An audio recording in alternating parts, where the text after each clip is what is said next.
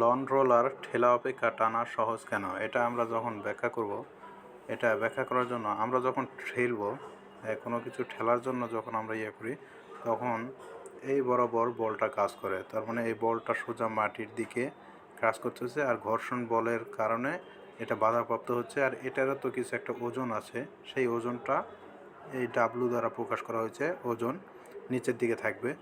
এখন এই নিচের দিকে ওজন এবং এই যে বলটা প্রয়োগ করেছে, এই দুইটা উপাংশে বিভক্ত হয়। একটা কস থিটা বরাবর এফ কস থিটা, আর নিচে উলম্ব বরাবর এফ সাইন থিটা। এই ডাব্লু এবং এফ সাইন থিটা এই রন রোলারকে যেতে বাধা প্রদান করে। বাধা প্রদান করার কারণে এটা স্লো হয়ে যায় এবং ফোর্সটা বেশি লাগে। আর যখন আমরা টানি তখন এই বলটা ঠিক উপরের দিকে ক্রিয়া করে। আর এই বলটাও দুইটা উপাংশে বিভক্ত হয়ে যায়।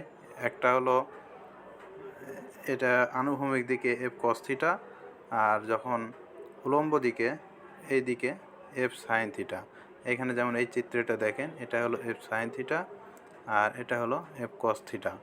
এখন যেহেতু বল এটার ওজনটা নিচের দিকে ক্রিয়া করতেছে ডাব্লু, আর এটা টানার কারণে এফ সাইন থিটা উপরের দিকে যাচ্ছে, এই ডাব্লুকে এফ সাইন থিটা প্রশমিত করে দিচ্ছে, মানে ওজনটা কমিয়ে দিচ্ছে। এর ফলে টানাটা সহজ হয়ে যায়।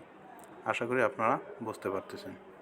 আমি একটু মুছে দিলাম, তাহলে চিত্রটা একটু ভালো সুন্দর দেখাবে।